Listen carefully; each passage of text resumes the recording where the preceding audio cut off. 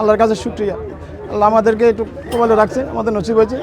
তো টাকা ক্ষতিপূরণ হয়েছে, অহনতে আমি নিজেই কইতে পারতেছি না।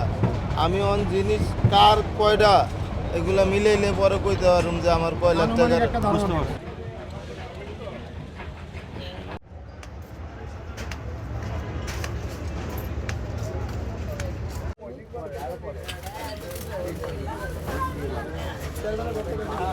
আমি জানি যে আমার একটা মহিলা কইলো ঘরের পিছন থেকে আরেকটা ঘর আছে এদিক দিয়া, কয় পিছন থেকে আগুন লাগছে। ওই ঘরের পিছে আগুন লাগছে, এর থেকেই মনে করেন যে পুরা ঘরে আগুন লাগছে। আমার দোকানে মালামাল ভাই আমি সহিউর কইতে পারতেছি না। আমি নতুন ব্যাটারি বিক্রি করি, পুরান ব্যাটারি বিক্রি করি, আবার মানুষের ব্যাটারি মেরামত করি, দোকান করি আজকে 14 বছর। আমার গ্যারেজের বয়স 14 বছর এই জায়গায়। এর আগে আরেকবার হয়েছিল ওই মাথায়, এই মাথায় আরেকবার হয়েছে, আর এখন আমগোয়েন দিয়ে হয়েছে। আমি এসে দেখি আমার ঘর আগুন ধরে গেছে।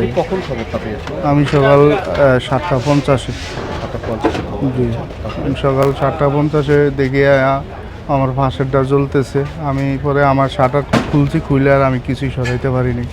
আমি মিস্ত্রি ছিলাম আর কি, বহুত স্বপ্ন নিয়ে আমি একটা দোকান দিছিলাম।